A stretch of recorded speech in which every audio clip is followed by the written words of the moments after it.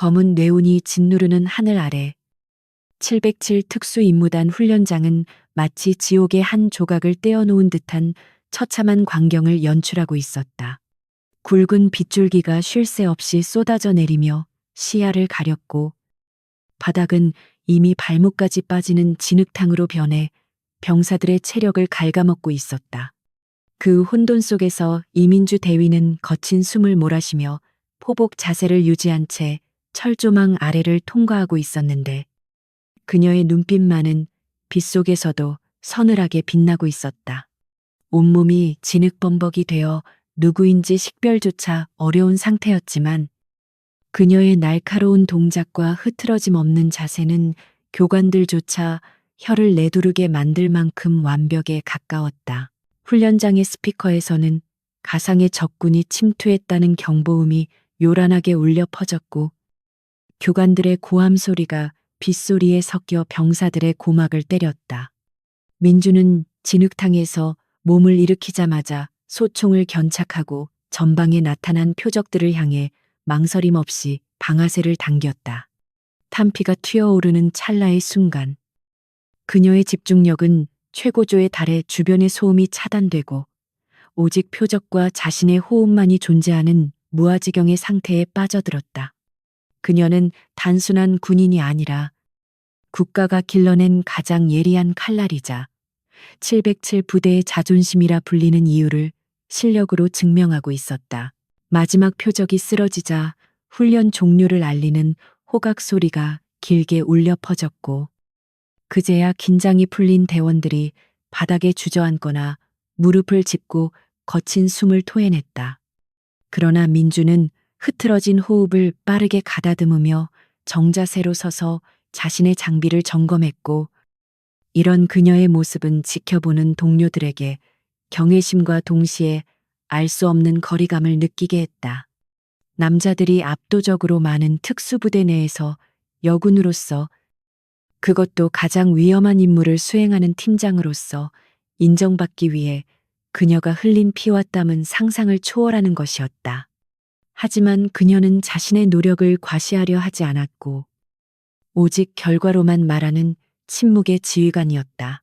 훈련이 끝나고 샤워실로 향하는 민주의 발걸음은 무거웠지만 그녀의 머릿속은 이미 다음 작전 계획과 부대원들의 컨디션 체크로 가득 차 있었다.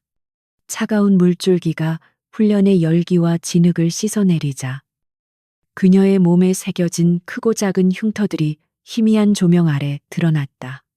그 흉터들은 그녀가 겪어온 수많은 실전과 훈련의 훈장이었지만 동시에 그녀가 짊어지고 있는 무거운 책임감의 무게를 대변하는 듯했다.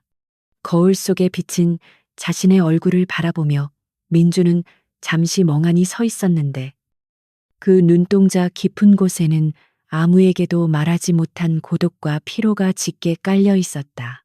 그때 탈의실 밖에서 누군가 급하게 문을 두드리는 소리가 들렸고 민주는 젖은 머리를 수건으로 털며 문을 열었다. 문 밖에는 행정병이 긴장한 표정으로 서 있었는데 그는 민주와 눈을 마주치지 못하고 바닥을 보며 최 준장이 호출했다는 사실을 전했다. 최 준장이라는 이름을 듣는 순간 민주의 미간이 미세하게 찌푸려졌으나 그녀는 이내 표정을 지우고 알겠다는 짧은 대답과 함께 행정병을 돌려보냈다. 최 준장은 부대 내에서 악명이 높은 인물로 능력보다는 인맥과 아부를 중시하며 특히 배경이 없는 장교들을 교묘하게 괴롭히는 것으로 유명했다. 단정한 정복으로 갈아입은 민주는 사령부 건물을 향해 걸어가며 마음을 다잡으려 노력했지만 불길한 예감은 쉽게 사라지지 않았다. 비가 그치고 난 뒤에 습한 공기가 폐부 깊숙이 들어와 답답함을 더했고 웅덩이에 고인 빗물은 그녀의 군화 끝을 더럽히며 기분을 상하게 만들었다. 그녀는 군인으로서 명령에 복종하는 것이 당연한 의무라고 생각했지만 최 준장과의 만남은 언제나 군인으로서의 자부심보다는 모멸감을 느끼게 하는 경우가 많았다. 그녀는 복도 끝에 위치한 준장실 앞에서 잠시 멈춰서서 심호흡을 한 번 크게 한 뒤 각오를 다지듯 문을 두드렸다. 들어와. 안에서 들려온 목소리는 퉁명스럽고 거만했으며 민주는 문을 열고 들어가 책상 앞에 서서 절도 있는 경례를 올렸다. 최 준장은 소파에 비스듬히 앉아 다리를 꼬고 있었고 손에는 값비싼 시가가 들려 있어 집무실하는 매캐한 연기로 가득 차 있었다. 그는 민주의 경례를 받는 둥 마는 둥 하며 시선을 서류철에 고정한 채 한동안 침묵을 유지했는데 이는 명백히 상대방의 길을 꺾으려는 의도적인 행동이었다. 민주는 부동자세로 서서 그의 입이 열리기를 기다렸고 방 안에는 벽시계 초침 소리만이 유난히 크게 울려 퍼지며 긴장감을 고조시켰다. 한참 뒤에야 고개를 든 최 준장은 민주를 위아래로 훑어보며 비릿한 미소를 지었는데 그 눈빛에는 노골적인 무시와 조롱이 담겨 있었다. 그는 민주가 제출한 이번 주말 외박 신청서를 책상 위에 던지듯 내려놓으며 특수부대 장교가 한가하게 가족놀이나 하러 가느냐고 비꼬기 시작했다. 그의 말투는 점잖은 척 포장되어 있었지만 그 속에 담긴 내용은 민주의 군인 정신을 깎아내리고 그녀의 사생활을 침해하는 모욕적인 언사였다. 민주는 입술을 굳게 다물고 규정에 따른 정당한 휴가 신청임을 설명하려 했으나 최 준장은 손을 휘저으며 그녀의 말을 가로막았다. 자네, 부모도 없이 친척 집에서 컸다고 했나? 그 이모라는 사람이 무슨 일을 하는지 모르겠지만 군부대 근처에서 얼쩡거리는 건 보기 좋지 않아. 최 준장의 입에서 나온 말은 민주의 가장 아픈 영린을 건드리는 것이었다. 그는 민주의 가정 환경을 들먹이며 그녀의 출신 성분을 문제 삼았고 마치 그녀가 제대로 된 가정교육을 받지 못한 것처럼 매도했다. 민주의 주먹이 보이지 않는 곳에서 하얗게 질릴 정도로 꽉 쥐어졌지만 그녀는 상관 앞에서 감정을 드러내는 실수를 범하지 않기 위해 필사적으로 인내심을 발휘했다. 그녀에게 이모는 부모 이상의 존재였기에 그 모욕감은 견디기 힘들었지만 지금 여기서 폭발한다면 군인으로서의 생명이 끝날 수도 있었다. 최 준장은 민주의 침묵을 복종의 의미로 받아들였는지 더욱 기고만장해져서 훈계 아닌 훈계를 늘어놓기 시작했다. 그는 요즘 젊은 장교들의 기강이 해이해졌다느니 여군들이 들어와서 부대 분위기가 흐려졌다느니 하는 시대착오적인 발언들을 서슴지 않았다.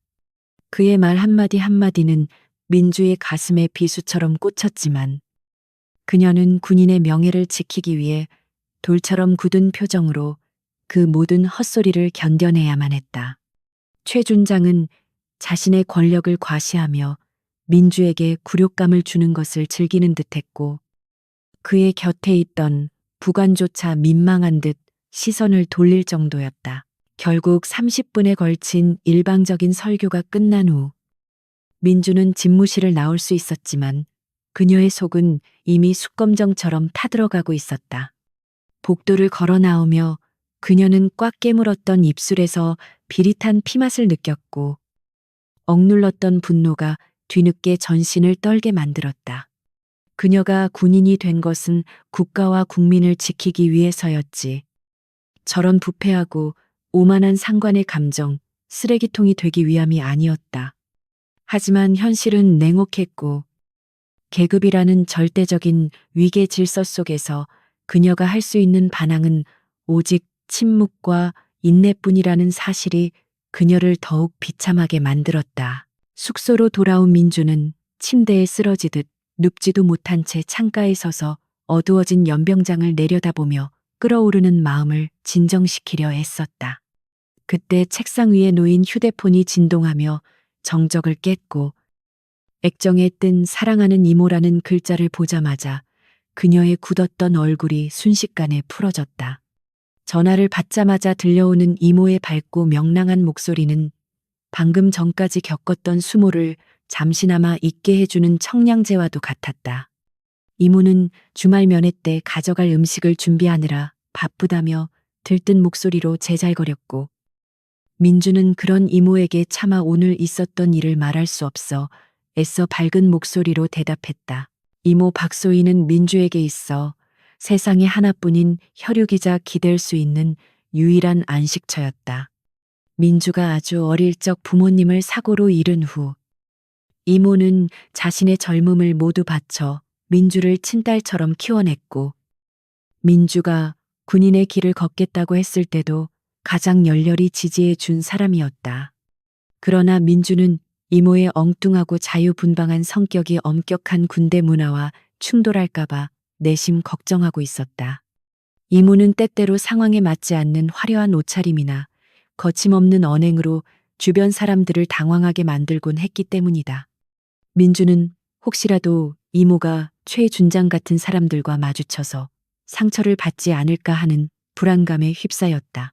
다음 날 아침, 훈련 스케줄이 빽빽하게 잡혀 있었기에 민주는 잡념을 떨쳐내고 다시 차가운 이성을 되찾아 연병장으로 나갔다. 전날의 비로 인해 땅은 여전히 질척거렸지만 부대원들은 팀장의 지시에 따라 일사불란하게 움직이며 사격 훈련과 전술 훈련을 소화해냈다. 민주는 부대원들 사이를 오가며 자세를 교정해주고 전술적인 조언을 아끼지 않았는데 그녀의 지도 방식은 엄격하면서도 합리적이어서 부대원들의 신망이 두터웠다. 그녀는 훈련에 몰입함으로써 최 준장이 남긴 불쾌한 기억을 지워버리려 했고 땀과 먼지를 뒤집어 쓰는 육체적인 고통이 오히려 정신적인 스트레스를 잊게 해주었다. 오후 훈련이 마무리될 무렵 최 준장이 시찰이라는 명목으로 훈련장에 나타나 분위기가 순식간에 얼어붙었다. 그는 뒷짐을 진 채 거드름을 피우며 훈련장을 돌아다녔고 사소한 꼬투리를 잡아 병사들을 질책하며 자신의 권위를 세우려 들었다. 민주는 부대원들을 보호하기 위해 최 준장의 앞으로 나서서 모든 지적을 자신이 감당하겠다고 보고했지만 이는 오히려 최 준장의 심기를 건드리는 결과를 낳았다. 그는 민주에게 지휘관으로서의 자질이 부족하다며 공개적으로 면박을 주었고 훈련장에 있던 모든 병사들이 그 광경을 지켜보며 분노를 삼켜야 했다. 그날 저녁 민주는 숙소에서 이모와의 만남을 위한 준비를 하면서도 마음 한구석이 돌덩이를 얹은 듯 무거웠다. 그녀는 거울 앞에서 군복을 다림질하며 내일 이모가 오면 최대한 부대 밖으로 빨리 나가서 조용한 시간을 보내야겠다고 다짐했다.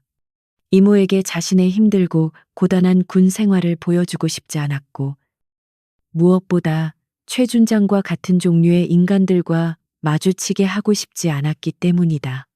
그녀는 서랍 깊숙한 곳에서 작은 선물 상자를 꺼내 만지작거렸는데 그것은 첫 월급을 타서 샀던 이모의 브로치였지만 쑥스러워서 아직 전해주지 못한 물건이었다.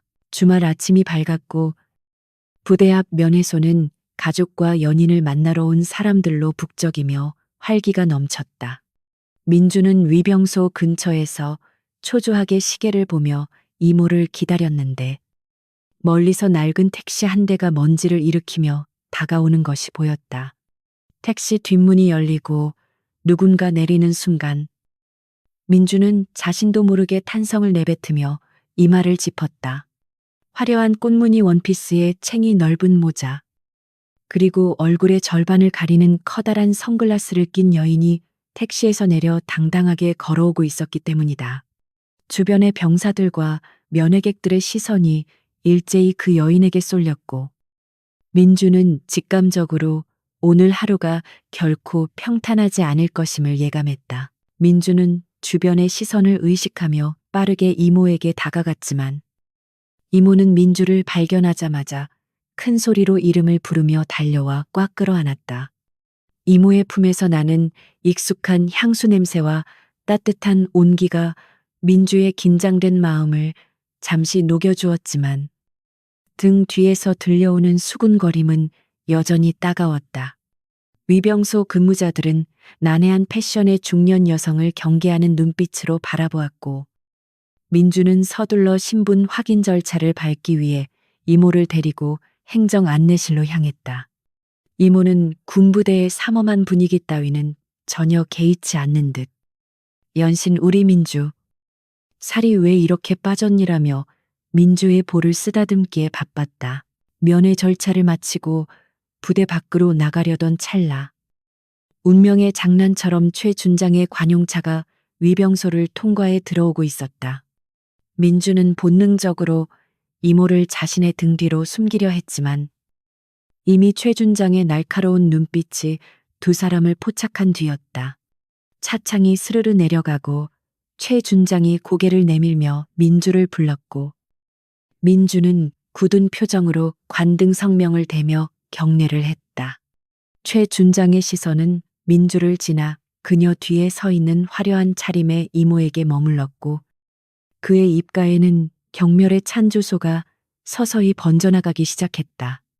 그것은 폭풍전야의 고요함처럼 다가올 비극의 서막을 알리는 불길한 징조였다. 민주는 최 준장의 시선이 이모를 훑어보는 그 찰나의 순간이 영원처럼 느껴질 만큼 고통스러웠다.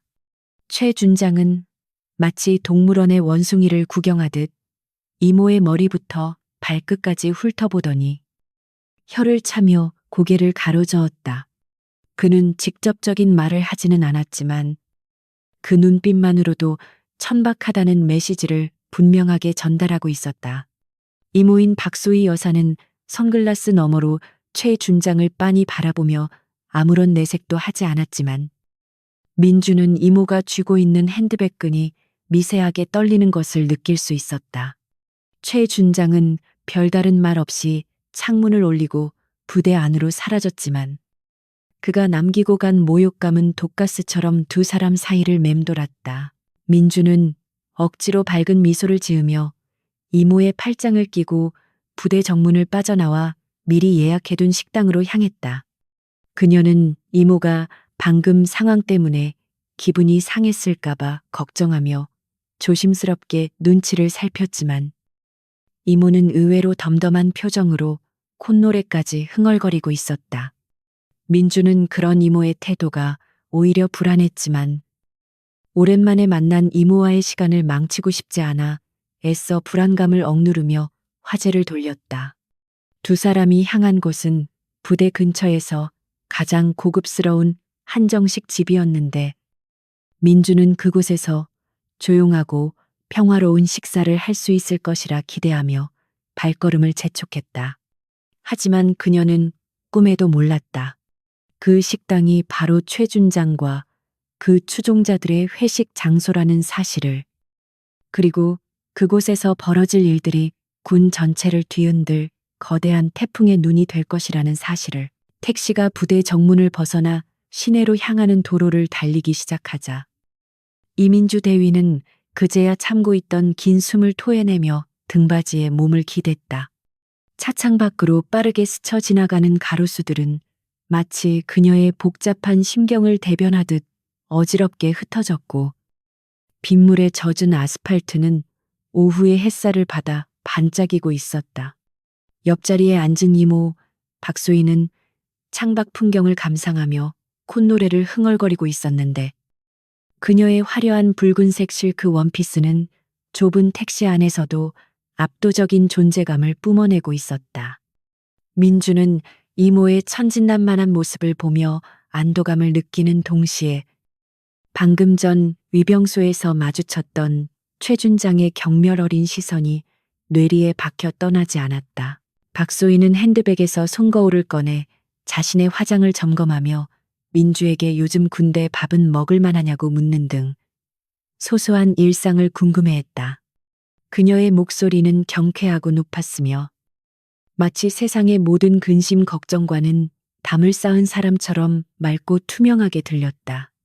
민주는 이모의 질문에 건성으로 대답하며 이모가 쓴 커다란 선글라스 너머에 눈동자가 무엇을 보고 있는지 궁금해졌다. 이모는 언제나 민주에게 밝은 모습만 보여주려 했지만 민주는 가끔 이모의 지나친 명랑함이 깊은 고독을 감추기 위한 가면일지도 모른다는 생각을 하곤 했다. 하지만 지금 이 순간만큼은 그 가면이 민주에게 위안이 되고 있었다. 택시가 목적지인 고급 한정식 식당 청운각 앞에 멈춰서자 제복을 입은 주차 요원이 다가와 정중하게 문을 열어주었다. 청운각은 지역 내에서 가장 비싸고 격조 높은 식당으로 알려져 있었으며 주로 고위 군 간부들이나 지역 유지들이 중요한 모임을 갖는 장소였다.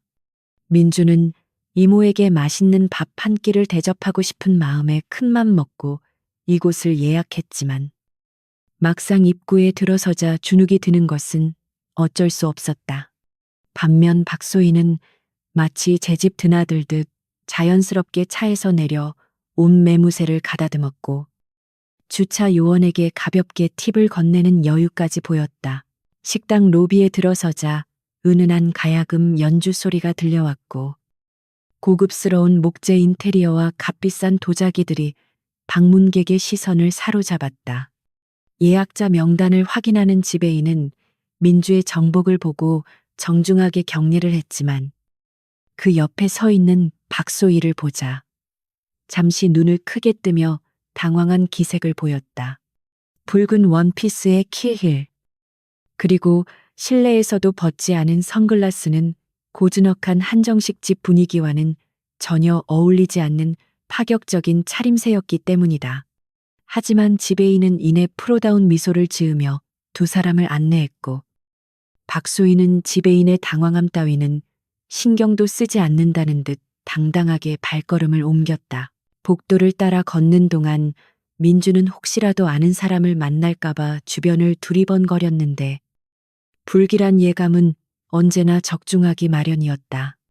중앙홀을 지나 예약된 룸으로 이동하던 중 널찍하게 트인 메인 홀 창가 자리에 낯익은 얼굴들이 모여 있는 것이 눈에 들어왔다. 그곳에는 최준장과 그의 부인, 그리고 대대장급 장교들과 그들의 부인들이 모여 왁자지껄하게 술잔을 기울이고 있었다. 민주는 순간적으로 발걸음을 멈추고 몸을 돌려 피하고 싶었지만 이미 늦었다는 것을 깨닫고 입술을 깨물었다. 최 준장의 무리 중 한 명이 큰 소리로 웃으며 민주 쪽을 가리켰고 그들의 시선이 일제히 두 사람에게 꽂혔기 때문이다. 최 준장은 술 기운이 오른 붉은 얼굴로 민주를 바라보며 묘한 미소를 지었고 그의 옆에 앉은 부인은 노골적으로 불쾌한 표정을 드러냈다. 최 준장의 부인은 명품 로고가 크게 박힌 옷과 액세서리로 온몸을 휘감고 있었지만 그 모습이 우아하기보다는 과시적이고 천박해 보였다. 그녀는 손에 든 와인잔을 흔들며 옆 사람에게 무언가 속삭였고 그 말을 들은 다른 부인들이 킥킥거리며 웃음을 터뜨렸다. 민주는 그 웃음소리가 자신과 이모를 향한 조롱이라는 것을 직감하고 주먹을 꽉 쥐었지만 이모는 마치 아무것도 보지 못한 사람처럼 태연하게 지배인의 뒤를 따랐다. 지배인이 안내한 자리는 공교롭게도 최준장 일행의 테이블과 멀리 떨어지지 않은 곳이었는데 칸막이가 있긴 했지만 소리가 다 들릴 만큼 가까운 거리였다. 민주는 지배인에게 조용한 방으로 바꿔달라고 요청하려 했지만 박소희는 이미 자리에 앉아 메뉴판을 펼치고 있었다. 이모는 민주의 불안한 눈빛을 읽었는지 안심하라는 듯 가볍게 윙크를 보내며 여기 전망이 좋으니 그냥 앉자고 말했다. 창밖으로는 잘 가꾸어진 정원이 한눈에 들어왔지만 민주의 눈에는 그 아름다운 풍경이 전혀 들어오지 않았고 오직 등 뒤에서 느껴지는 따가운 시선만이 신경 쓰일 뿐이었다. 최준장의 테이블에서는 쉴 새 없이 건배사가 이어졌고 그들의 대화 내용은 주로 승진 청탁이나 골프 이야기 그리고 부하들에 대한 뒷담화가 주를 이루었다. 그들의 목소리는 점잖은 척 포장되어 있었지만 그 내용은 권력에 기생하는 자들의 저급한 욕망으로 가득 차 있었다. 민주는 그들의 대화가 들릴 때마다 얼굴이 화끈거려 견딜 수가 없었지만 최대한 침착함을 유지하며 이모에게 메뉴를 설명해 주려 노력했다. 하지만 박소희는 메뉴판을 대충 훑어보더니 가장 비싼 코스 요리를 망설임 없이 주문하고는 차를 한 모금 우아하게 마셨다. 음식을 주문하고 기다리는 동안 최준장의 부인이 화장실을 가기 위해 자리에서 일어나 민주와 이모의 테이블 옆을 지나갔다. 그녀는 일부러 천천히 걸으며 박소희의 옷차림을 위아래로 훑어보았고 들으라는 듯 혀를 끌끌 차며 콧방귀를 뀌었다. 그 소리는 명백한 도발이었고 식당 안에 있던 다른 손님들의 이목을 집중시키기에 충분할 만큼 컸다. 민주는 참지 못하고 자리에서 일어나려 했지만 박소희가 테이블 아래로 민주의 손을 부드럽게 잡으며 제지했다. 이모의 손길은 따뜻했지만 그 안에 담긴 힘은 놀라울 정도로 강해서 민주는 다시 자리에 앉을 수밖에 없었다. 박소희는 선글라스를 살짝 내려 최 준장의 부인과 눈을 마주쳤는데 그 짧은 순간 그녀의 눈빛에서 서늘한 기운이 스쳐 지나갔다. 최 준장의 부인은 흠칫 놀라 뒷걸음질 쳤지만 이내 자신의 지위를 믿고 다시 고개를 치켜들며 화장실 쪽으로 사라졌다. 이모는 다시 선글라스를 고쳐 쓰고는 아무 일 없었다는 듯 민주에게 물을 따라주며 저런 사람들에게 감정 낭비할 필요 없다고 조용히 타일렀다. 민주는 이모의 침착함에 놀라움을 느꼈지만 한편으로는 이모가 군대 사회의 무서움을 몰라서 저러는 것이 아닐까 걱정되기도 했다. 잠시 후 전체 요리가 나오기 시작했지만 민주는 음식이 입으로 들어가는지 코로 들어가는지 알 수 없을 만큼 긴장 상태였다. 옆 테이블에서는 최 준장이 큰 소리로 자신의 무용담을 늘어놓고 있었는데 그 내용은 대부분 과장되거나 사실과 다른 허풍에 불과했다. 그는 자신이 과거에 얼마나 대단한 작전을 수행했는지 떠벌리며 부하들의 아부를 즐겼고 간간히 민주의 이름을 거론하며 여군비하 발언을 서슴지 않았다. 민주는 국을 떠먹는 숟가락이 떨릴 정도로 분노가 치밀어 올랐지만 이모 앞에서 추태를 보일 수 없어 필사적으로 감정을 억눌렀다. 박소희는 우아한 손놀림으로 젓가락질을 하며 음식의 맛을 음미했고 민주에게도 억지로라도 먹으라며 고기 반찬을 집어주었다. 그녀의 태도는 마치 옆 테이블의 소음이 전혀 들리지 않는 차단막 속에 있는 것 같았는데 이는 단순한 무시가 아니라 어떤 경지에 오른 사람만이 가질 수 있는 초연함처럼 보였다. 민주는 이모의 그런 태도가 신기하면서도 혹시 이모가 귀가 잘 안 들리는 것은 아닌지 엉뚱한 의심까지 들 정도였다. 하지만 이모가 가끔씩 입꼬리를 살짝 올리며 묘한 미소를 짓는 것을 볼 때마다 민주는 이모가 모든 상황을 정확히 파악하고 있음을 알 수 있었다. 화장실에 갔던 최 준장의 부인이 돌아오자 옆 테이블의 분위기는 더욱 노골적으로 변질되기 시작했다. 그녀는 자리에 앉자마자 방금 본 것에 대해 떠들기 시작했는데 목소리를 낮추지도 않고 박소희의 옷차림을 묘사하며 비웃었다. 그녀는 박소희를 술집 마담이나 다방 내지 취급하며 신성한 군인들의 식사 장소에 저런 사람이 들어와 물을 흐린다고 악담을 퍼부었다. 그 말을 들은 다른 부인들도 맞장구를 치며 키득거렸고 남자들은 점잔을 빼면서도 그들의 대화를 즐기는 듯 방관했다. 민주의 인내심은 이제 한계에 다다르고 있었고 그녀의 얼굴은 수치심과 분노로 붉게 타올랐다. 민주는 더 이상 참을 수 없어 이모에게 나가자고 말하려 했지만 박소희는 찻잔을 내려놓으며 조용히 고개를 저었다.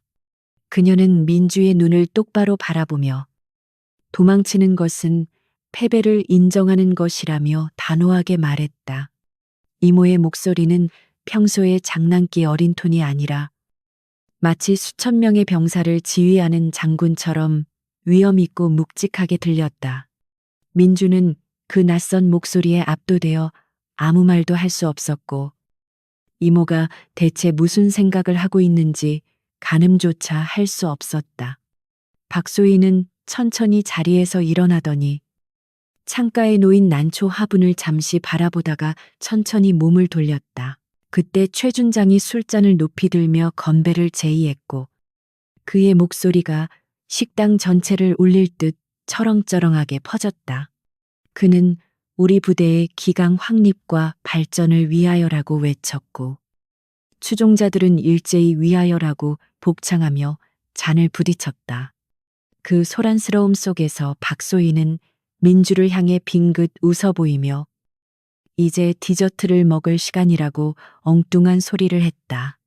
민주는 이모의 말뜻을 이해하지 못해 어리둥절한 표정을 지었지만 박소희는 핸드백에서 휴대폰을 꺼내 테이블 위에 올려놓았다. 그것은 최신형 스마트폰이 아닌 보안 기능이 강화된 투박한 구형 폴더폰이었다. 박소희가 휴대폰을 꺼내는 모습을 본 최 준장의 부인이 옆 사람 옆구리를 찌르며 또다시 험담을 시작했다. 그녀는 저런 골동품 전화기를 쓰는 걸 보니 수준이 알만하다며 비아냥거렸고 그 소리는 민주의 귓가에 선명하게 들려왔다. 민주는 모욕감에 눈물이 핑 돌았지만 박소희는 전혀 개의치 않고 폴더폰을 열어 단축번호 하나를 꾹 눌렀다. 그리고 그녀는 전화기를 귀에 가져다 대지 않고 스피커폰 모드로 전환하여 테이블 위에 올려놓았다.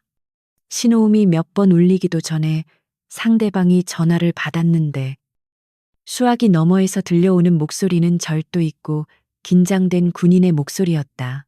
식당 안의 소음 때문에 통화 내용은 잘 들리지 않았지만 박소희는 짐짓 과장된 목소리로 김 실장 나야 라고 짧게 말했다. 그 순간 옆 테이블의 웃음소리가 잠시 잦아들었는데 이는 박소희의 목소리가 묘하게 위압적이었기 때문이다. 최 준장은 술잔을 입에 가져가다 말고 미간을 찌푸리며 박소희 쪽을 곁눈질했고 그의 눈에는 불쾌함과 동시에 알 수 없는 의구심이 스치고 지나갔다. 그는 속으로 저 여자가 감히 장군 앞에서 큰 소리로 통화를 한다고 생각하며 본때를 보여줘야겠다고 마음먹고 있었다. 박소희는 상대방의 대답을 듣고는 피식 웃으며 내가 지금 밥을 좀 먹으려고 하는데 파리가 너무 많아서 입맛이 떨어지네 라고 말했다. 그녀의 말은 명백히 옆 테이블을 겨냥한 것이었고 그 의미를 알아챈 최 준장의 얼굴이 순식간에 붉게 달아올랐다. 식당 안에는 팽팽한 긴장감이 감돌기 시작했고 주변의 다른 손님들도 숟가락을 놓고 이 상황을 주시하기 시작했다. 민주는 심장이 터질 것만 같아 숨을 죽이고 이모를 바라보았는데 이모의 얼굴은 여전히 평온하기 그지없었다. 그것은 폭풍이 몰아치기 직전의 고요함처럼 모든 것을 삼켜버릴 준비를 마친 자의 여유였다. 최 준장은 술잔을 테이블에 쾅 소리 나게 내려놓으며 자리에서 벌떡 일어났고 그의 부하들도 덩달아 긴장하며 일어설 태세를 갖췄다. 그는 민주와 박소희가 있는 테이블로 성큼성큼 다가오기 시작했는데 그 기세가 맹수처럼 사나웠다. 민주는 반사적으로 자리에서 일어나 최 준장의 앞을 막아서려 했지만 박소희는 여전히 자리에 앉아 다리를 꼬고 턱을 쓴 채 다가오는 최 준장을 흥미롭다는 듯 바라보고 있었다. 이제 두 사람 사이의 거리는 불과 몇 걸음밖에 남지 않았고 충돌은 피할 수 없는 현실이 되어가고 있었다. 이모의 붉은 원피스가 실내 조명을 받아 핏빛처럼 붉게 빛나고 있었다. 최 준장이 테이블 앞에 멈춰 서자 그의 거대한 그림자가 이민주 대위와 박소희 여사를 덮치며 주변의 공기를 무겁게 짓눌렀다. 값비싼 위스키 냄새와 역한 담배 냄새가 뒤섞인 악취가 그에게서 풍겨나와 민주의 코끝을 자극했고 그녀는 반사적으로 자리에서 일어나 정중하게 거수 경례를 올렸다. 하지만 최 준장은 민주의 경례를 받아주는 대신 술에 취해 벌개진 눈으로 앉아있는 박소희를 뚫어지게 쳐다보며 비릿한 웃음을 흘렸다. 그는 마치 더러운 오물을 발견한 사람처럼 미간을 잔뜩 찌푸린 채 감히 장군이 있는 식당에서 팔이 운운한 건방진 민간인이 누구인지 확인하려 들었다. 곧이어 최 준장의 뒤를 따라온 그의 부인이 화려한 치마자락을 휘날리며 두 사람의 테이블 옆에 섰는데 그녀의 표정은 남편보다 더한 경멸로 가득 차 있었다. 그녀는 박소희의 붉은색 원피스와 짙은 선글라스를 위아래로 훑어보더니 코웃음을 치며 주변 사람들이 다 들으라는 듯 큰 목소리로 떠들기 시작했다. 그녀는 민주를 향해 삿대질을 하며 신성한 군인들의 사교 장소에 어디서 굴러먹던 술집 마담을 데리고 와서 분위기를 망치느냐고 쏘아붙였다. 그 말은 명백한 인격 모독이었고 식당 안에 있던 모든 사람들의 시선이 그들의 테이블로 집중되게 만들었다. 민주는 부인의 모욕적인 언사에 얼굴이 하얗게 질렸고 당장이라도 소리를 지르고 싶은 충동을 억누르느라 입술을 피가 날 정도로 꽉 깨물었다. 그녀는 떨리는 목소리로 이분은 자신의 이모이며 함부로 말하지 말아 달라고 정중하게 요청했지만 그 말은 최 준장의 비웃음에 묻혀버렸다. 최 준장은 민주의 어깨를 거칠게 밀치며 상관의 부인이 말하고 있는데 어디서 감히 말대꾸를 하느냐고 호통을 쳤다. 그의 폭력적인 행동과 고압적인 태도는 민주가 가진 군인으로서의 자존심을 산산조각 내버렸고 그녀를 한낱 힘없는 하급자로 전락시켰다. 최 준장의 부인은 남편의 기세를 등에 업고 더욱 신이 나서 박소희를 향한 공격을 멈추지 않았다. 그녀는 박소희에게 다가가 테이블 위에 놓인 핸드백을 손가락으로 툭툭 치며 이런 싸구려 가방을 들고 다니는 걸 보니 어느 변두리 술집에서 일하는 게 분명하다고 비아냥거렸다. 그녀는 박소희가 선글라스를 끼고 있는 것조차 꼴사납다며 혹시 눈에 멍이라도 들어서 가리고 있는 게 아니냐고 조롱했다. 그들의 대화는 저급하고 천박하기 그지없었지만 권력이라는 방패 뒤에 숨어 있었기에 그 누구도 말리지 못하고 방관할 뿐이었다. 박소희는 그들의 쏟아지는 모욕 속에서도 미동조차 하지 않고 찻잔을 들어 차를 한 모금 마셨는데 그 손놀림은 놀라울 정도로 침착하고 우아했다. 그녀는 선글라스 너머로 최 준장 부부를 빤히 올려다보며 마치 철없는 아이들의 투정을 지켜보는 어른처럼 묘한 여유를 보였다. 하지만 그녀가 찻잔을 내려놓을 때 들린 청명한 도자기 소리는 식당 안의 소음을 잠재울 만큼 날카로웠고 순간적으로 주변의 공기가 서늘하게 변하는 것을 느낄 수 있었다. 그녀의 침묵은 비겁한 회피가 아니라 폭발하기 직전의 화산이 내뿜는 위험한 고요함과도 같았다. 최 준장은 박소희의 태연한 태도에 오히려 더 화가 치밀어 올랐는지 테이블을 주먹으로 콱 내리치며 고래고래 소리를 지르기 시작했다. 그는 자신이 육군 준장이며 이 지역 부대의 실세라는 사실을 강조하며 당장 무릎 꿇고 사과하지 않으면 민주의 군 생활을 끝장내 버리겠다고 협박했다. 그는 민주의 인사 고과를 엉망으로 만들고 불명예 전역을 시키는 것쯤은 식은 죽 먹기라며 자신의 권력을 과시하는데 여념이 없었다. 민주는 그 협박이 단순한 빈말이 아님을 너무나 잘 알고 있었기에 공포와 분노가 뒤섞인 눈빛으로 이모를 바라보았다. 민주는 이모가 자신 때문에 이런 수모를 겪는 것을 더 이상 지켜볼 수 없어 최 준장에게 고개를 숙이며 제발 그만해 달라고 애원하려 했다. 하지만 그 순간 박소희가 자리에서 천천히 일어나 최 준장과 눈높이를 맞췄는데 그녀의 키는 키를 덕분에 최 준장과 거의 비슷했다. 박소희는 여전히 선글라스를 벗지 않은 채 최 준장의 얼굴을 정면으로 마주하며 입가에 싸늘한 미소를 띄었다. 그녀의 붉은 입술이 천천히 열리며 장군님께서는 참으로 대단한 위세를 가지셨군요. 그 별이 부끄럽지도 않으십니까? 라고 낮지만 또렷한 목소리로 물었다. 박소희의 도발적인 질문에 최 준장은 잠시 말문이 막힌 듯 멍한 표정을 지었다가 이내 얼굴이 불그락 푸르락하며 격분했다. 그는 감히 민간인이 장군에게 훈계질을 하느냐며 손을 들어 박소희의 뺨을 내리치려 했지만 민주가 재빠르게 그의 앞을 막아서며 팔을 붙잡았다. 민주는 군법에 따라 상관에게 신체적 접촉을 하는 것이 하극상임을 알고 있었지만 이모를 보호해야 한다는 본능이 이성을 앞섰던 것이다. 식당 안은 순식간에 아수라장이 되었고 주변에 있던 최 준장의 부하들이 달려들어 민주를 거칠게 떼어냈다. 최 준장의 부인들은 뒤에서 팔짱을 낀 채 이 광경을 즐겁게 구경하며 민주가 드디어 본색을 드러냈다느니 콩가루 집안이라느니 하며 수군거렸다. 그들은 민주가 하극상을 저질렀으니 이제 군복을 벗는 것은 시간 문제라며 낄낄거렸고 박소희를 향해서도 주제 파악을 못하고 날뛰는 미친 여자라고 손가락질했다. 그들의 눈에는 민주와 박소희가 단지 밟으면 꿈틀하는 벌레 정도로밖에 보이지 않았고 자신들이 저지르고 있는 짓이 얼마나 잔인한 폭력인지 전혀 인지하지 못하고 있었다. 인간의 존엄성이 권력과 계급 아래 짓밟히는 참담한 순간이었다.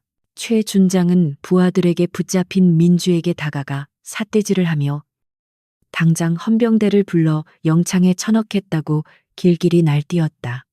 그는 민주가 자신의 몸에 손을 댄 것을 빌미로 삼아 그녀를 반역자 취급하며 온갖 제목을 갖다 붙이기 시작했다. 민주는 억울함에 눈물이 맺혔지만 헌병대가 오면 상황이 더욱 악화될 것을 알기에 필사적으로 감정을 억누르며 죄송하다고 말했다. 하지만 그녀의 사과는 최 준장의 분노를 잠재우기는커녕 오히려 그의 가학적인 본성을 더욱 자극할 뿐이었다. 그때 소란을 듣고 달려온 식당 지배인이 쩔쩔매며 최 준장에게 다가와 진정해 달라고 부탁했지만 최 준장은 지배인마저 밀쳐버렸다. 그는 자신이 이 식당의 VIP이며 매년 얼마나 많은 돈을 쓰는지 아느냐고 소리치며 당장 저 여자들을 식당에서 쫓아내지 않으면 영업 정지를 시키겠다고 으름장을 놓았다. 권력에 취한 자의 횡포는 끝이 없었고 지배인은 난처한 표정으로 민주와 박소희를 바라보며 어쩔 줄 몰라 했다. 민주는 지배인에게 폐를 끼치고 싶지 않아 스스로 나가겠다고 했지만 최 준장은 아직 내 허락이 떨어지지 않았다며 그녀를 막아섰다. 박소희는 난장판이 된 상황 속에서도 흐트러짐 없는 자세로 서서 핸드백에서 손수건을 꺼내 최 준장이 튀긴 침을 닦아냈다. 그녀의 행동은 지극히 모욕적이었고 최 준장은 그 모습에 이성을 잃고 테이블 위에 있던 물컵을 집어들어 바닥에 내동댕이 쳤다. 쨍그랑하는 파열음과 함께 유리 조각이 사방으로 튀었고 물이 박소희의 붉은 원피스 자락을 적셨다. 이것은 단순한 위협을 넘어선 명백한 폭력 행위였으며 더 이상 대화로 해결할 수 있는 단계를 넘어섰음을 의미했다. 최 준장의 부인은 남편의 행동에 박수를 치며 환호했고 마치 통쾌한 복수극이라도 보는 듯 기뻐했다. 그녀는 박소희에게 젖은 옷이 참 잘 어울린다며 이제야 술집 여자다운 꼴이 되었다고 조롱을 퍼부었다. 민주는 이모의 옷이 젖은 것을 보고 눈이 뒤집힐 듯한 분노를 느꼈지만 박소희는 젖은 치맛자락을 털어내며 씁쓸한 미소를 지을 뿐이었다. 그녀는 민주에게 눈짓으로 괜찮다는 신호를 보내며 절대 흥분하지 말고 자리를 지키라고 무언의 압박을 가했다. 민주는 이모의 깊은 뜻을 알 수 없었지만 그 눈빛에 담긴 단호함에 눌려 주먹만 꽉 깰 뿐이었다. 최 준장은 분이 덜 풀렸는지 씩씩거리며 민주에게 당장 따라 나오라고 명령했다. 그는 여기서 보는 눈이 많으니 조용한 곳에서 군인 정신 교육을 다시 시켜주겠다며 부하들에게 민주를 끌고 가라고 지시했다.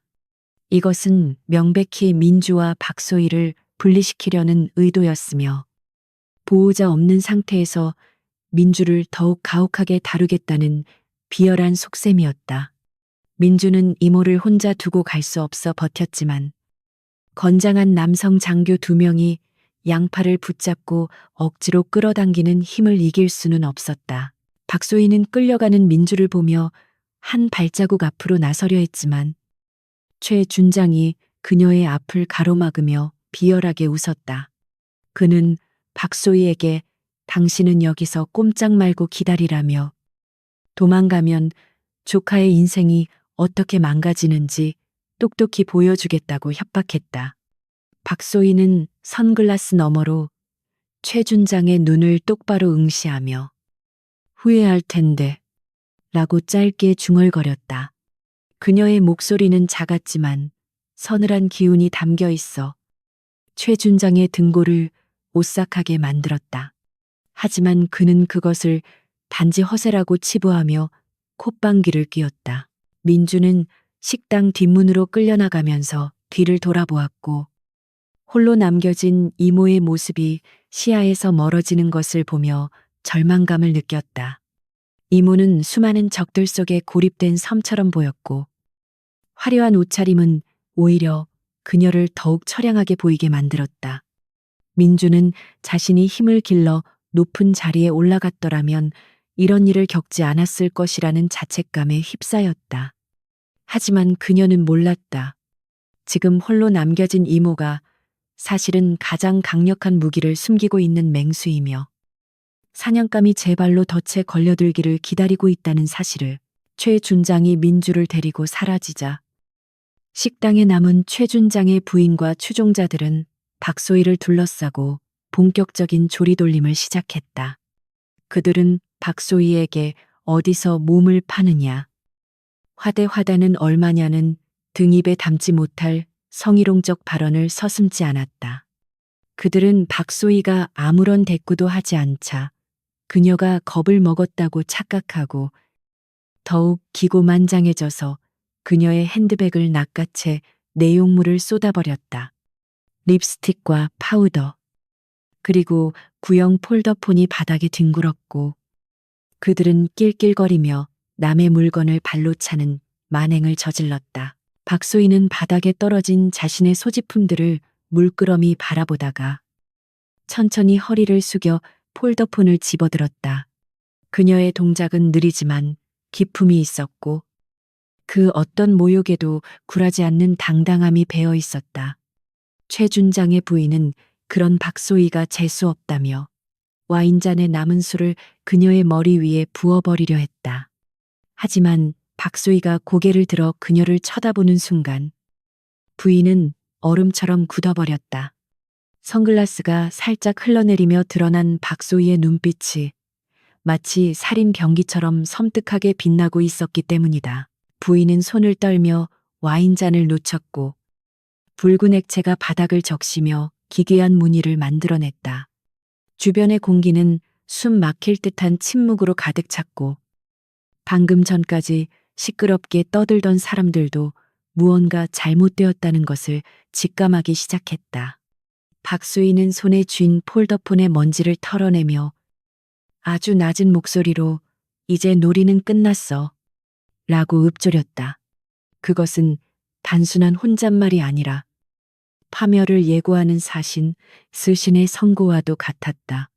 그녀의 주변에는 범접할 수 없는 아우라가 피어오르고 있었고 모두가 그 압도적인 기세에 눌려 숨소리조차 내지 못했다. 박소희는 다시 선글라스를 고쳐 쓰고 의자에 앉아 다리를 꼬았다. 그녀는 마치 왕좌에 앉은 여왕처럼 고고한 자태로 주변을 둘러보았고 그 시선을 받은 사람들은 저도 모르게 뒷걸음질을 쳤다. 그녀는 더 이상 수모를 당하는 피해자가 아니었으며 심판의 칼자루를 쥔 절대자였다. 이제 곧 거대한 태풍이 몰아칠 것이고 그 태풍은 이 오만하고 부패한 자들을 뿌리째 뽑아버릴 것이다.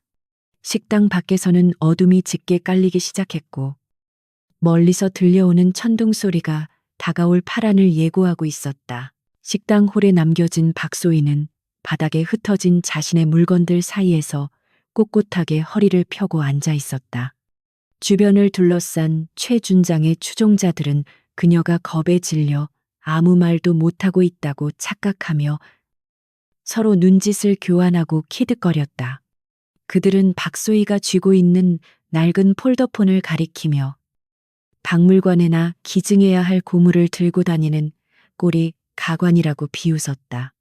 하지만 박소희는 그들의 조롱을 배경 소음처럼 흘려버리며 폴더폰의 키패드를 천천히 그리고 정확하게 눌렀다. 그녀의 손끝에서는 망설임이 전혀 느껴지지 않았고 선글라스 너머의 눈동자는 먹이를 노리는 맹금류처럼 차갑게 가라앉아 있었다. 단축 번호 1번을 길게 누르자 통화 연결음이 울리기도 전에 상대방이 전화를 받았다. 박소희는 전화기를 귀에 대지 않고 테이블 위에 올려놓은 채 스피커폰 모드를 유지하며 팔짱을 꼈다. 수화기 너머에서는 충성합참 비서실장입니다. 말씀하십시오. 의장님이라는 우렁차고 긴장된 목소리가 터져 나왔다. 식당 안이 시끄러워 그 소리가 주변 사람들에게는 정확히 들리지 않았지만 박소희는 그 목소리를 듣자마자 입가에 희미한 미소를 띄었다. 그녀는 마치 친구에게 안부를 묻듯 나지막한 목소리로 김 소장, 나 지금 청운각에 와 있는데 말이야. 라고 운을 뗐다. 박소희의 말을 들은 최준장의 부인은 코웃음을 치며 어머, 김 소장 어디 구멍가게 소장한테 전화하나 봐 라며 비아냥거렸다. 다른 부인들도 깔깔거리며 기껏해야 동네 파출소장이나 아는 건달을 부르려는 수작이라며 혀를 찼다. 하지만 전화기 너머의 비서실장은 박소희의 목소리에 담긴 서늘한 기류를 감지했는지 숨소리조차 죽이며 다음 말을 기다리고 있었다. 박소희는 테이블보에 묻은 와인 자국을 손가락으로 문지르며 여기 아주 재미있는 친구들이 있어서 자네들도 와서 같이 구경하면 좋을 것 같아서 전화했네. 라고 담담하게 말했다. 비서실장은 즉시 사태의 심각성을 파악하고 좌표 확인했습니다. 지금 즉시 인근에 있는 모든 지휘관을 소집하여 이동하겠습니다. 경호팀을 먼저 급파할까요? 라고 다급하게 물었다. 박소희는 고개를 가로저으며 아니, 요란 떨 것 없어. 그냥 근처에 있는 별들만 좀 모아서 조용히 오라고 해. 특히 인사사령부 쪽 사람들도 있으면 좋겠군. 이라고 지시했다. 그녀의 말투는 가벼웠지만 그 내용은 군 조직 전체를 뒤흔들 수 있는 엄청난 명령이었다. 그녀는 통화를 끊기 전, 그리고 올 때 군복 제대로 갖춰 입고 오라고 전해.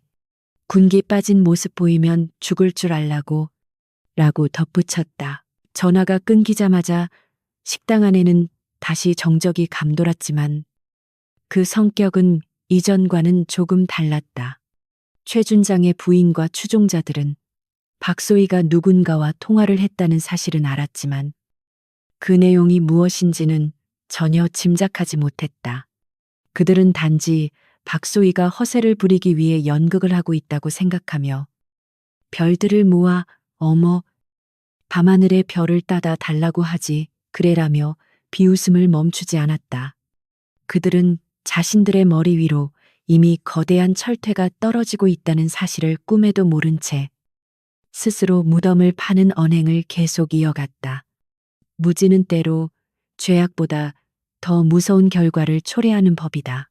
한편 식당 뒷마당으로 끌려 나온 이민주 대위는 차가운 밤 공기 속에서 최준장 앞에 부동 자세로 서 있었다.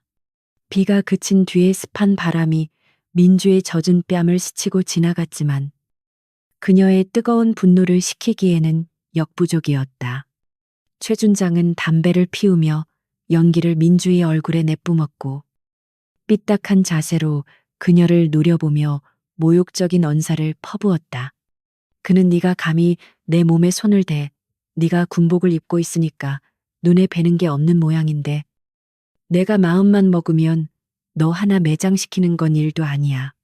라고 으름장을 놓았다.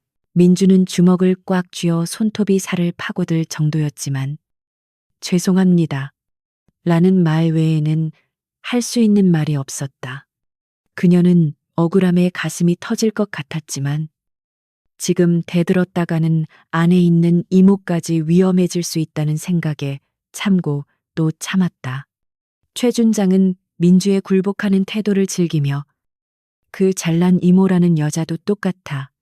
근본 없는 집안 꼴이 다 그렇지. 어디서 싸구려 옷을 입고 설철하며 가족에 대한 모욕을 멈추지 않았다. 민주의 눈가에는 치욕스러운 눈물이 맺혔지만 그녀는 이를 악물고 눈물을 삼켰다.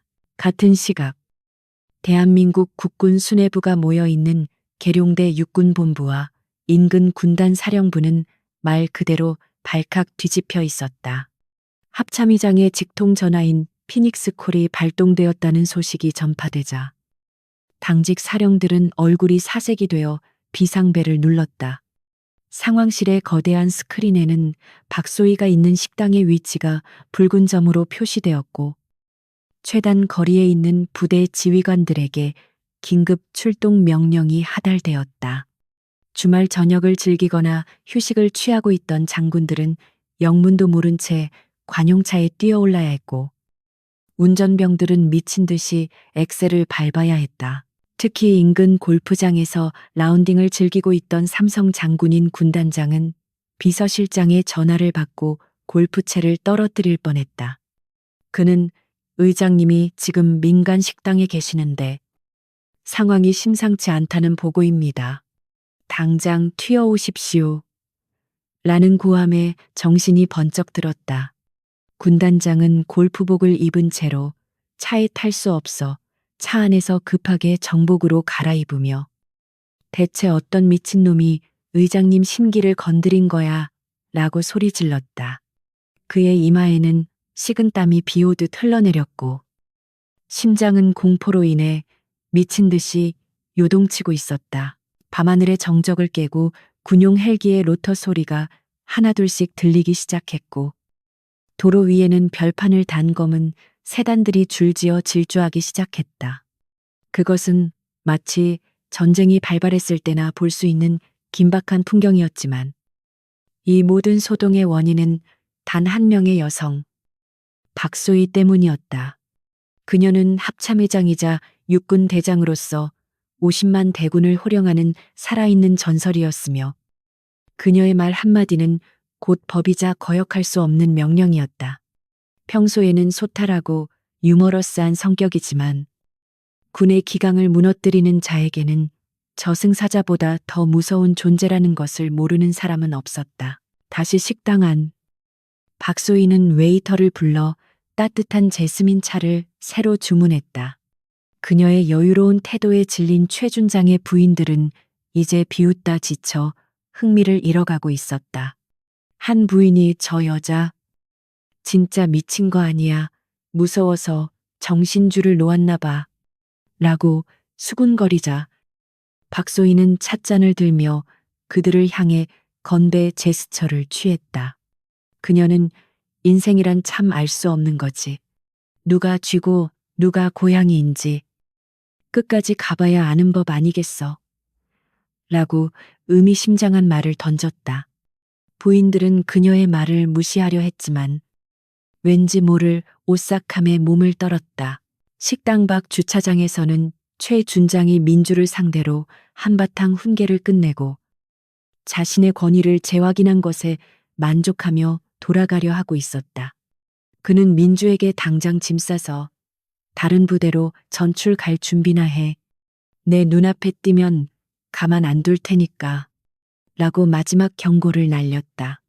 그때 멀리서부터 들려오는 웅장한 헬기 소리가 밤 공기를 가르며 점점 가까워지고 있었다. 최 준장은 고개를 들어 하늘을 올려다보며 이 밤중에 웬 헬기야 훈련이라도 있나라고 중얼거렸다. 그는 그 헬기가 자신을 향해 오고 있다는 사실을 전혀 짐작하지 못한 채 옷매무새를 다듬으며 식당 안으로 발길을 돌렸다. 민주 역시 헬기 소리에 의아함을 느끼며 하늘을 바라보았는데 헬기의 서치라이트 불빛이 식당 주변을 훑고 지나가는 것을 목격했다. 그녀는 특수부대 장교로서의 직감으로 이것이 통상적인 훈련 비행이 아님을 감지했다. 게다가 도로 쪽에서 들려오는 수많은 사이렌 소리와 급정거하는 차량들의 소음은 심상치 않은 상황이 벌어지고 있음을 알리고 있었다. 민주는 혹시라도 테러 상황이나 국가 비상사태가 발생한 것은 아닌지 긴장하며 이모의 안전을 확인하기 위해 최준장의 뒤를 따라 급하게 식당 안으로 뛰어들어갔다. 식당의 통유리창이 덜덜 떨릴 정도로 거대한 굉음이 실내를 장악하기 시작했고 은은하게 흐르던 가야금 선율은 헬기 프로펠러가 일으키는 소음에 묻혀 흔적도 없이 사라졌다. 식사를 즐기던 손님들은 놀란 토끼 눈을 하고 창밖을 내다보았고 종업원들은 쟁반을 든 채 얼어붙어 우왕좌왕하는 혼란스러운 상황이 연출되었다. 하늘에서 쏟아지는 강력한 서치라이트 불빛이 정원을 대낮처럼 환하게 비추자 어둠 속에 숨겨져 있던 나무들이 기괴한 그림자를 만들어내며 공포감을 조성했다. 이것은 평범한 저녁 식사 자리에 결코 어울리지 않는 마치 전시 상황을 방불케 하는 압도적인 무력의 등장이었다. 식당 안으로 막 들어선 최준장은 쏟아지는 불빛과 소음에 잠시 멈칫했으나 이내 군인 특유의 본능으로 이것이 고위급 인사의 방문임을 직감하고 빠르게 머리를 굴렸다. 그는 자신의 관할 구역 내에서 이런 대규모 이동이 있다는 보고를 받지 못했다는 사실에 당혹감을 느꼈지만 곧이어 이것이 기회가 될 수도 있다는 얄팍한 계산을 끝마쳤다. 그는 술기운이 확 달아나는 것을 느끼며 급하게 옷매무새를 다듬고 비뚤어진 넥타이를 고쳐매는 등 상급자를 맞이할 준비를 서둘렀다. 그의 얼굴에는 조금 전에 오만함은 온데간데 없고 권력에 기생하려는 비굴한 기대감만이 번들거리고 있었다. 최 준장의 부인과 추종자들은 갑작스러운 상황 변화에 사색이 되어 방금 전까지 박소희를 조롱하던 기세는 온데간데 없이 사라지고 공포에 질린 얼굴로 서로를 쳐다보았다. 그들은 테이블 위에 널브러진 술병들을 치우고 흐트러진 화장을 고치느라 부산을 떨었으며 마치 죄를 지은 어린아이들처럼 안절부절 못하는 모습을 보였다. 최 준장은 부하들에게 고함을 치며 정렬을 지시했고 부인들에게는 입을 다물고 얌전히 있으라며 신경질적인 반응을 보였다. 그 난리 통 속에서도 오직 한 사람, 박소희만이 찻잔을 손에 든 채 이 모든 소동을 흥미로운 연극처럼 관망하고 있었다. 식당 정문 앞 도로에서는 검은색 세단들이 타이어 타는 냄새를 풍기며 잇따라 급정거를 했고 차문이 열리기도 전에 경호 요원들이 튀어나와 주변을 통제하기 시작했다. 이어 성판이 부착된 차량들이 위압적인 자태를 뽐내며 들어왔는데 그 번호판에 새겨진 별의 개수는 보는 이들의 숨을 턱 막히게 할 만큼 엄청난 것이었다. 식당 지배인은 너무 놀라 입을 다물지 못했고 구경하던 시민들은 휴대폰을 꺼내 촬영을 하려 했으나 경호원들의 제지로 인해 물러설 수밖에 없었다. 이 작은 식당은 순식간에 대한민국 군 권력의 최정점이 집결하는 태풍의 눈이 되어버렸다. 이민주 대위는 혼란을 틈타 재빨리 이모가 있는 테이블로 달려가 혹시라도 이모가 놀라거나 다치지 않았는지 살피며 보호태세를 갖췄다. 그녀는 이 상황이 최 준장이 부른 헌병대나 상급 부대의 감찰이라고 오해하고 있었기에 이모를 보호해야 한다는 절박한 심정으로 앞을 가로막고 섰다. 민주의 군복은 흙탕물로 더러워져 있었고 얼굴은 초췌했지만 이모를 지키겠다는 결연한 눈빛만은 그 어느 때보다 강렬하게 빛나고 있었다. 박소희는 그런 조카의 등이 안쓰러우면서도 대견하게 느껴져 조용히 손을 뻗어 민주의 떨리는 손을 잡아주었다. 최 준장은 창밖으로 보이는 차량의 성판을 확인하고는 기겁을 하며 뒷목을 잡았는데 그것은 다름 아닌 자신의 직속 상관인 군단장의 차량이었기 때문이었다. 그는 식당 안의 소란을 잠재우기 위해 부하들에게 눈짓을 보내 민주와 박소희를 구석으로 치우라고 명령하고는 자신은 헐레벌떡 정문 쪽으로 뛰어나갔다. 그는 속으로 오늘 회식 자리가 들켰나 싶어 가슴이 철렁했지만 최대한 자연스럽게 영접하여 위기를 모면하고 점수를 따겠다는 어리석은 야망을 품었다. 그는 이 거물급 인사들이 왜 이 밤중에 이곳까지 달려왔는지에 대한 근본적인 의문을 품을 지능조차 남아있지 않았다. 식당의 육중한 나무 문이 거칠게 열리고 차가운 밤바람과 함께 대한민국 육군의 핵심 지휘관들이 줄지어 들이닥치기 시작했다. 선두에는 삼성 장군인 군단장이 서 있었고 그 뒤를 이어 이성 장군인 사단장들과 인사사령부의 고위 간부들이 창백한 얼굴로 뒤따랐다. 그들은 평소의 위험 있는 모습과는 달리 머리카락이 헝클어지거나 정복 단추를 잘못 채운 사람도 있을 만큼 다급해 보였으며 이마에는 식은땀이 송골송골 맺혀 있었다.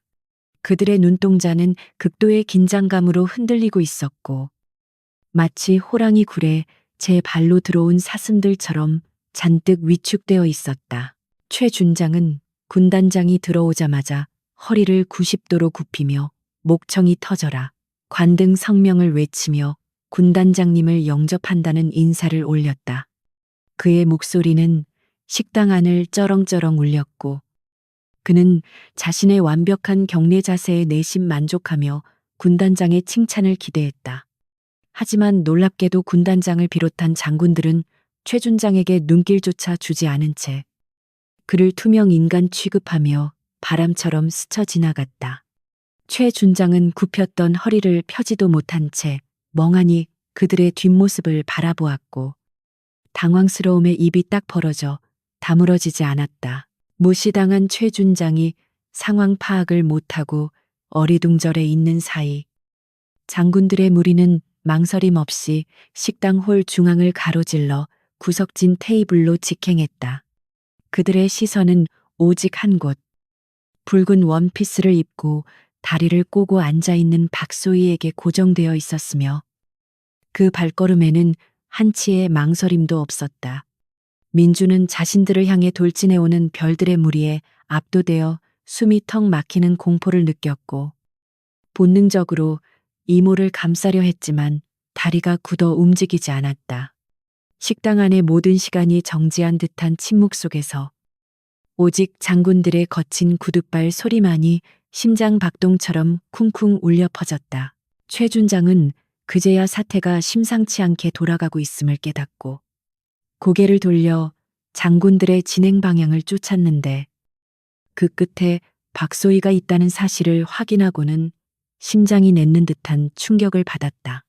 그의 머릿속에는 설마 하는 생각이 스쳐 지나갔지만 이성적으로는 도저히 납득할 수 없는 상황에 뇌회로가 정지해버릴 지경이었다.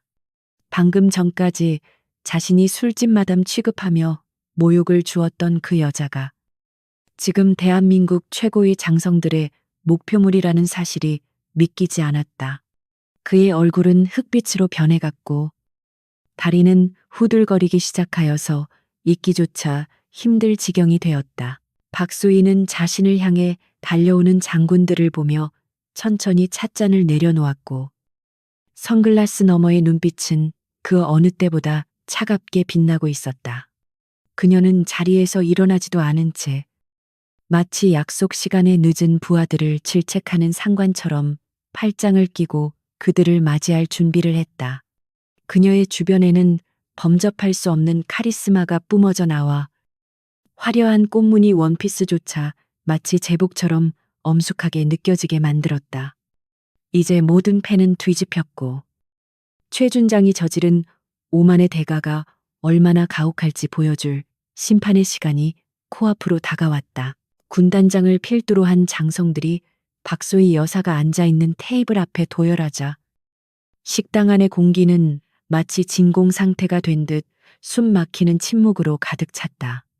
급하게 달려오느라 거친 숨을 몰아쉬면서도 그들은 흐트러짐 없는 부동자세를 취하기 위해 안간힘을 쓰고 있었다.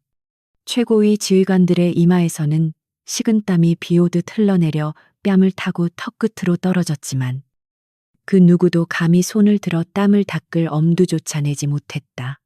그들의 시선은 오직 붉은 원피스를 입은 여인 박소희에게 고정되어 있었으며 그 눈빛에는 절대적인 복종과 두려움이 뒤섞여 있었다.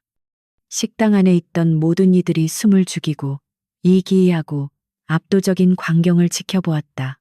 군단장이 먼저 우렁찬 목소리로 구령을 붙이며 거수경례를 올렸는데 그 소리는 식당의 유리창을 뒤흔들 만큼 강렬하고 절도 있었다. 충성 합참의장님께 대하여 경례 그의 외침이 끝나기가 무섭게 뒤따라온 사단장들과 참모들도 일제히 칼같이 각을 잡으며 경례를 올렸다. 충성 수십 개의 별들이 한 명의 여인을 향해 고개를 숙이는 장면은 그 자체로 전율을 일으키는 장관이었다. 화려한 꽃무늬 원피스와 선글라스라는 파격적인 차림새에도 불구하고 그 순간 박소희는 대한민국 군 통수권의 정점에 있는 제복 입은 영웅 그 자체로 보였다. 최준장은 자신의 귀를 의심하며 멍하니 서 있다가 합참의장이라는 단어가 뇌리에 박히는 순간 다리에 힘이 풀려 그 자리에 주저앉고 말았다. 그는 믿을 수 없다는 표정으로 박소희를 바라보며 입을 뻐끔거렸지만 충격으로 인해 목소리가 나오지 않았다. 자신이 방금 전까지 술집 마담이라 부르며 조롱하고 물건을 집어던지며 모욕했던 상대가 군서열 1위인 사성 장군이었다는 사실은 그의 이성을 완전히 마비시켜버렸다. 그의 머릿속에서는 자신의 군 생활이 끝장나는 소리가 들리는 듯했고 심장은 터질 듯이 요동치며 공포의 신호를 보내고 있었다. 이민주 대위 역시 경악을 금치 못하며 옆에 앉아있는 이모를 바라보았는데 그녀의 눈은 토끼처럼 동그랗게 커져 있었다. 이모가 군 관련 고위직에 있다는 것은 막연히 짐작하고 있었지만 전군의 작전권을 통제하는 합참의장일 것이라고는 꿈에도 상상하지 못했기 때문이다. 민주는 그동안 이모가 보여주었던 엉뚱하고 자유분방한 모습들이 사실은 철저한 보안과 위장을 위한 것이었음을 깨닫고 소름이 돋았다. 그녀는 자신의 가장 가까운 가족이 군대라는 거대한 조직의 정점에 서 있는 살아있는 전설이었다는 사실에 압도되어 말문이 막혔다. 박소희는 장군들의 경례를 받으며 천천히 자리에서 일어났고 그 동작 하나하나에는 범접할 수 없는 위험이 서려 있었다.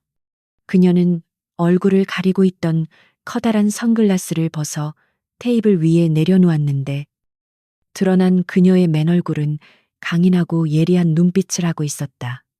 짙은 화장 뒤에 숨겨져 있던 그녀의 진짜 얼굴은 수십 년간 전장을 누비며 다져진 백전노장의 기백을 품고 있었고 그 눈동자는 상대를 꿰뚫어 보는 듯한 통찰력으로 빛나고 있었다. 그녀는 더 이상 민주의 철없는 이모가 아닌 50만 대군을 호령하는 박소희 대장이었다. 박소희는 군단장을 향해 고개를 가볍게 끄덕이며 경례를 받아주었고 그제야 장군들은 경례를 풀고 부동자세로 그녀의 다음 명령을 기다렸다. 그녀는 군단장의 어깨에 묻은 먼지를 손으로 털어주며 박 중장, 자네는 밥 먹다가 뛰어왔나 넥타이가 삐뚤어졌군. 이라고 나직하게 말했다.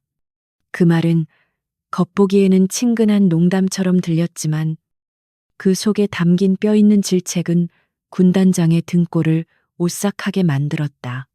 군단장은 얼굴이 벌겋게 달아올라 황급히 넥타이를 고쳐매며 죄송합니다.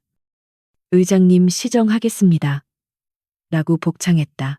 박소희는 천천히 고개를 돌려 바닥에 주저앉아 있는 최준장을 내려다 보았는데 그 시선은 마치 먹잇감을 앞에 둔 최상위 포식자의 눈빛처럼 차갑고 잔인했다.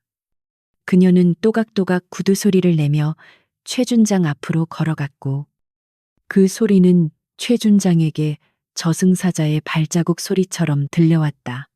최준장은 공포에 질려 뒷걸음질을 치려 했지만 뒤에 있는 벽에 막혀 오도 가도 못하는 신세가 되었다.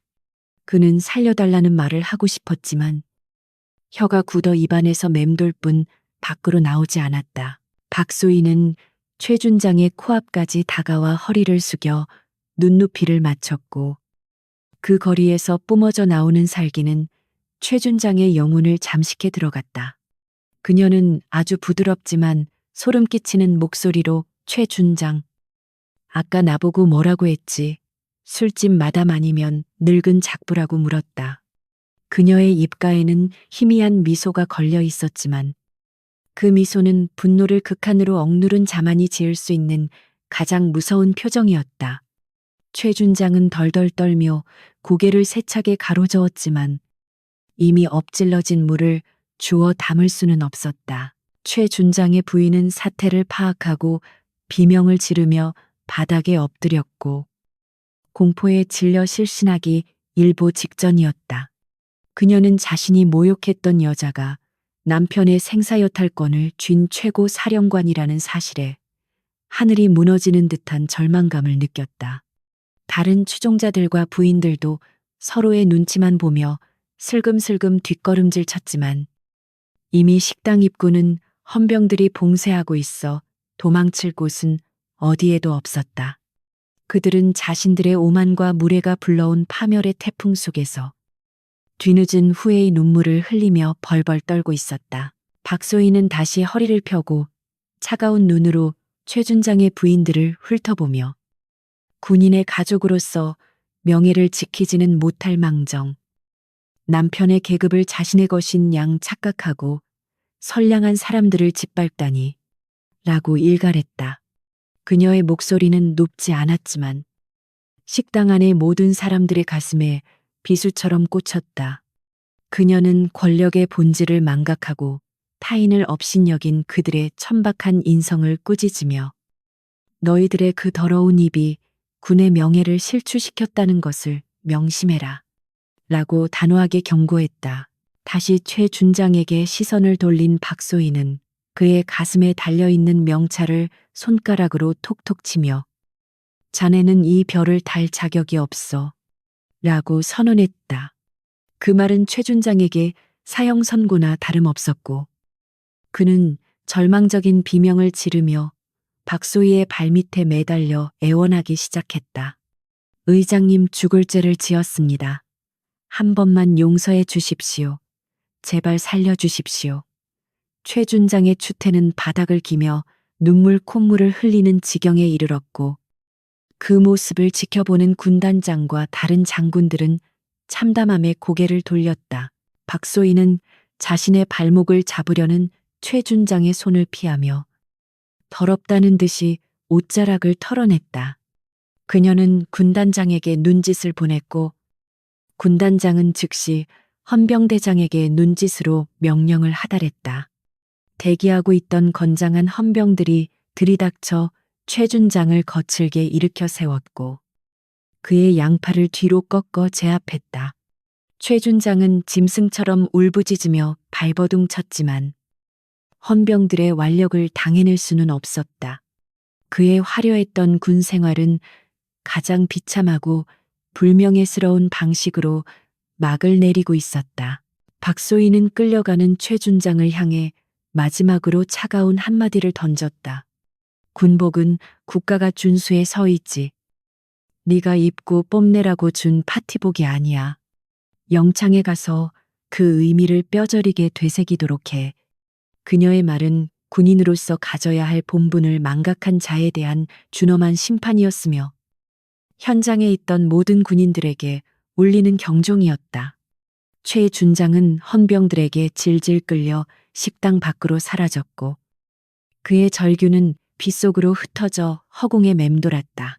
소란이 정리되자 박소희는 깊은 한숨을 내쉬며 민주에게 다가갔고 얼어붙어 있는 조카의 어깨를 감싸 안았다.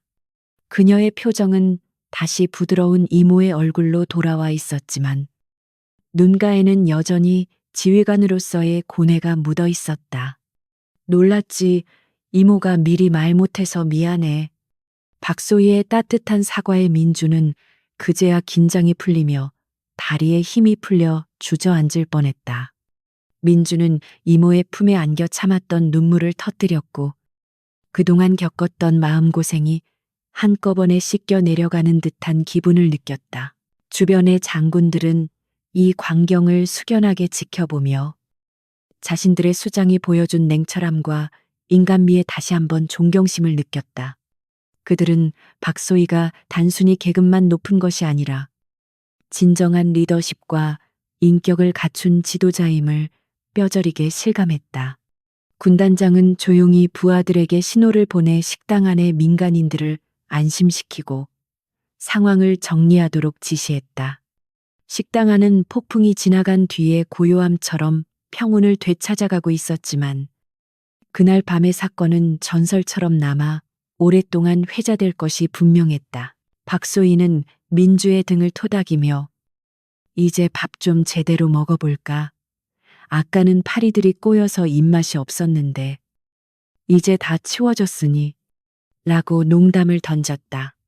그녀의 여유로운 태도에 민주는 눈물을 닦으며 피식 웃음을 터뜨렸고 주변의 장군들도 그제야 긴장을 풀고 어색한 미소를 지었다. 박소희는 지배인을 불러 새로운 음식을 주문하며 오늘 저녁 식사 비용은 자신이 낼 테니 장군들도 한 테이블에 앉으라고 권했다.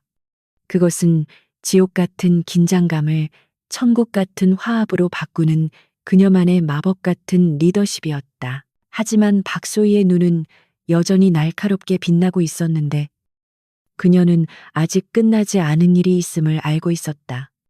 그녀는 식사 도중 군단장에게 조용히 귓속말을 건넸고 군단장의 얼굴은 다시 한번 긴장으로 굳어졌다. 최 준장, 라인. 싹 다 조사해. 비리 혐의 하나라도 나오면 모조리 옷 벗겨. 이번 기회에 썩은 살은 확실하게 도려낸다. 그녀의 명령은 단호했고 군단장은 결연한 표정으로 고개를 끄덕였다. 이것은 단순한 복수가 아니라 군의 기강을 바로 세우기 위한 대청소의 시작이었다. 민주는 이모와 장군들이 식사하는 모습을 바라보며 자신이 가야 할 군인의 길이 어떤 것인지 다시 한번 깊이 생각하게 되었다. 그녀는 단순히 힘을 기르는 것을 넘어 올바른 신념과 책임감을 가진 지휘관이 되겠다고 다짐했다. 창밖에는 다시 비가 내리기 시작했지만 그 비는 더 이상 우울하거나 차갑게 느껴지지 않았다. 그것은 더러운 세상을 씻어내고 새로운 싹을 틔우는 생명의 빛처럼 느껴졌다. 식당 안의 따뜻한 조명 아래서 민주와 박소희 그리고 대한민국의 별들은 밤이 깊도록 이야기꽃을 피웠다. 폭풍이 휩쓸고 지나간 청운각의 밤은 기이할 정도로 고요했고 오직 달그락거리는 식기 부딪히는 소리만이 정막을 채우고 있었다. 최고위 장성들이 도열해 있는 테이블의 공기는 무겁게 가라앉아 있었지만 정작 이 사태의 중심인 박소희 의장은 평온한 얼굴로 갈비찜을 음미하고 있었다. 그녀의 양옆과 앞자리에 앉은 군단장과 사단장들은 음식이 코로 들어가는지 입으로 들어가는지 모를 정도로 긴장한 상태였고 물 한 모금 마시는 것조차 조심스러워했다. 박소희는 그런 부하들의 모습이 안쓰러우면서도 우스꽝스러워 피식 웃으며 제발 체하지 말고 편하게 먹으라고 농담을 던졌다. 하지만 그 말은 오히려 장군들을 더더욱 굳어지게 만들 뿐이었고 그들은 마치 훈련소에 입소한 신병처럼 각 잡힌 자세로 숟가락을 움직여야만 했다. 이민주 대위는 이 비현실적인 상황 속에서 멍하니 밥그릇을 비우고 있었는데 머릿속은 온통 앞으로 벌어질 일들에 대한 걱정과 기대로 복잡했다. 그녀는 자신의 이모가 군의 최고 실세라는 사실이 밝혀진 이상 내일부터 부대 생활이 완전히 달라질 것임을 직감하고 있었다. 누군가는 그녀를 두려워하며 아부할 것이고 누군가는 낙하산이라며 뒤에서 수군거릴 것이 뻔했기에 마음이 편치만은 않았다. 하지만 그녀는 식탁 맞은편에서 자신을 향해 따뜻한 눈빛을 보내는 이모를 보며 어떤 상황이 닥쳐도 스스로의 힘으로 이겨내겠다고 다짐했다. 이모의 권력은 이모의 것이지 자신의 것이 아니며 군인으로서의 명예는 스스로 쟁취해야 한다는 사실을 뼈저리게 느꼈기 때문이다. 식사가 끝나갈 무렵 박소희는 냅킨으로 입가를 닦으며 군단장에게 나지막하지만 단호한 어조로 후속 조치에 대해 지시했다. 그녀는 최준장 개인의 일탈로 꼬리 자르기를 하지 말고 그가 그동안 인사 전횡을 휘두르며 망가뜨린 시스템 전반을 감사하라고 명령했다. 또한 오늘 식당에서 있었던 일에 대해 보안을 유지하되 군 기강 확립을 위한 정신교육 자료로 활용할 수 있도록 사실관계를 명확히 기록하라고 덧붙였다. 군단장은 수첩을 꺼내 박소희의 지시 사항을 토시 하나 빼놓지 않고 받아 적으며 뼛속 깊이 새기는 듯한 비장한 표정을 지었다. 이것은 단순한 뒤처리가 아니라 썩은 환부를 도려내고 세사를 돋게 하려는 최고 지휘관의 의지가 담긴 대수술의 예고였다. 다음 날 아침 국방부 조사본부와 육군 수사단의 합동조사팀이 최 준장의 집무실과 관사를 전격 압수수색했다. 최 준장은 이미 구금된 상태였기에 저항할 수 없었고 그의 금고와 비밀 장부에서는 그동안 그가 저질러온 온갖 비리의 증거들이 쏟아져 나왔다. 승진을 미끼로 부하들에게 금품을 요구한 내역, 군납 비리에 연루된 정황, 그리고 부적절한 사생활까지 낱낱이 드러나자 조사관들조차 혀를 내두를 지경이었다. 최준장 라인이라 불리며 권력을 나눠먹던 추종자들 역시 줄줄이 소환되었고 그들의 어깨에 달려있던 계급장은 추풍 낙엽처럼 떨어져 나갔다. 군 내부는 충격에 휩싸였지만 대다수의 성실한 군인들은 알터니가 빠진 것처럼 시원하다는 반응을 보이며 환호했다. 민주가 부대에 복귀했을 때 예상대로 부대 분위기는 하루아침에 180도 바뀌어 있었다. 위병소 근무자들은 민주의 차가 보이자마자 과도할 정도로 우렁차게 경례를 붙였고 복도에서 마주치는 선후배 장교들은 그녀의 눈치를 보며 슬금슬금 피했다. 심지어 새로 부임한 임시 지휘관조차 민주에게 존댓말을 섞어가며 결제 서류를 내밀 정도로 어려워하는 기색이 역력했다. 민주는 이런 과도한 대우가 오히려 자신을 고립시킨다는 것을 알았기에 전체 조회 시간에 단상에 올라가 마이크를 잡았다.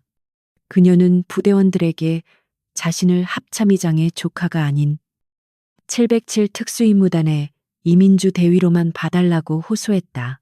그녀의 진심 어린 호소는 처음에는 반신반의하던 부대원들의 마음을 조금씩 움직이기 시작했다. 민주는 말로만 그치지 않고 가장 힘든 훈련과 당직 근무를 자청하며 솔선수범하는 모습을 보여주었다.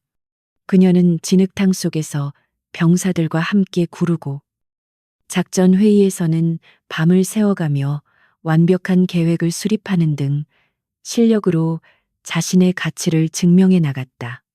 사람들은 점차 배경이 아닌 실력을 가진 군인 이민주를 인정하기 시작했고 그녀를 둘러싼 색안경과 편견의 벽은 서서히 허물어졌다.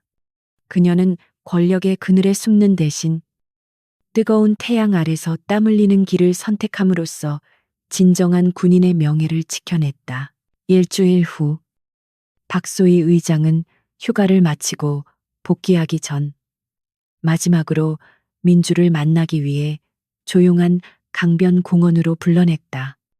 이번에는 화려한 원피스가 아닌 단정한 정장 차림이었지만 그녀에게서 풍기는 기품은 여전했다. 두 사람은 강물에 비친 저녁 노을을 바라보며 벤치에 나란히 앉았고 한동안 말없이 흐르는 강물 소리에 귀를 기울였다. 박소희는 민주의 손을 잡으며 그동안 정체를 숨겨서 미안했다는 말과 함께 왜 그랬는지에 대한 속내를 털어놓았다. 그녀는 민주가 자신의 배경 때문에 불필요한 오해를 받거나 반대로 특혜를 받아 나약해지는 것을 원치 않았다고 고백했다.